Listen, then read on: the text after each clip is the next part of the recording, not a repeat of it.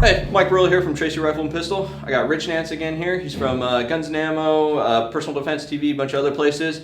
He's going to go over a little bit of handgun retention. So set us up first. What is handgun retention? When do you need to use it? Yeah, anytime that you have a firearm, you have to assume that it may be in such tight quarters that the bad guy may try to grab hold of it. And when he does, you really have to have a response. A lot of law enforcement officers that I train sort of assume they'll be able to just shoot him off, which may be a valid option, but it may not be. If you can imagine, like here, a situation where I'm holding the gun, for whatever reason, you're able to close distance and grab hold of it.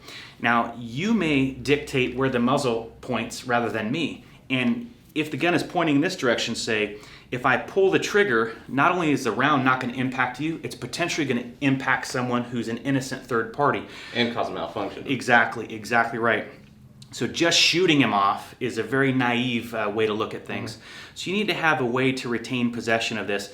And what I like to teach is techniques that one technique works for a myriad of different options. I mean, rather than come up with a different technique for you grab this way and this way and stuff. So it's too much stuff to remember. One of the things, if you let go for a second, we'll demonstrate.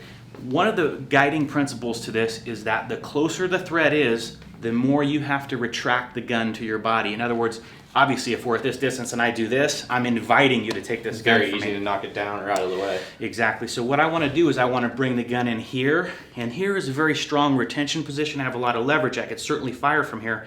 But what I can't do from here too well is defend myself, defend my head and stuff. So there may be a time when you have to retract it even further. Again, notice my thumb is flagged against my chest to index the weapon, and it's canted out slightly, so I'm not going to interfere with the operation of the weapon. And I could fire rounds from here. Now from here I may be driving you back. Again, you have to be aware of this situation. Muzzle awareness is really important always.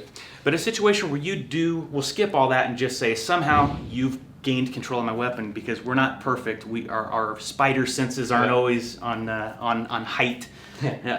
So you grab hold of the weapon, and what I'm going to do is I can do a push-pull. So what I'm going to do is drive the weapon in towards you here like this, and as I pull out, I'm going to twist it a little bit like this to help wrench it free. And in many cases, this front sight will actually cut your hand, which will probably benefit me as well. The reason this works, the reason I'm able to do this, is because I'm holding the weapon the way it's designed to be held, and you're holding, the slide. So again, what I'm going to do is drive into you. If I just go like this, that's not doing anything, right? So what I'm going to do is actually lift this front leg up and drive, hopefully striking you with the muzzle. Then I'm going to pull back here like this and twist to try to wrench it free. That will work the vast majority of the time, but based on disparities of height and weight, strength, and a number of other factors, maybe your hands are like catcher's mitts, that may not work. So if I try to do that and it doesn't work the first time, I can try to do it again, and sooner or later we end up getting this thing where we'll probably wrench free. But as an alternative, you can do a technique where you use your arm to pry the weapon out of the bad guy's hand. And I got this from like an 80s VHS video of John Farnham. Not this specific technique, but kind of the concept of this. So if you grab hold, Mike, here, and again, it doesn't matter how on earth you grab, underhand grip, both hands, whatever. What I'm gonna do is use my elbow here to help pry that gun out of your hand. And from there, I'm gonna create distance so that doesn't happen again. Now grab with the other hand. I could do the same thing, but this time I'm going to move in this direction. I'm still doing the same principle where I'm prying that off here, coming here, and then I can fire. So it could be that the weapon is oriented downward. Again, I'm using that prying concept.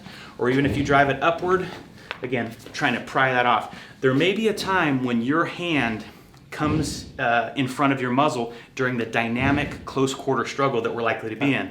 That's why you got to make sure your finger is not on the trigger until you have decided to fire. But to think that you're always going to keep this hand on your chest, that's fiction. He's going to run you over. You're going to be on your back. Actually, that's a good transition. This technique also works if you are on your back. So remember this concept. Push, pull, and twist is your plan A.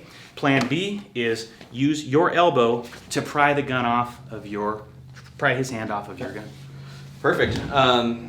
More good tips from Rich. Check us out, or make sure you subscribe on here. Check us out at facebook.com/TracyRAP. And please, please, please donate what you can. Firearmspolicy.org. Always looking out for your rights. Thank you.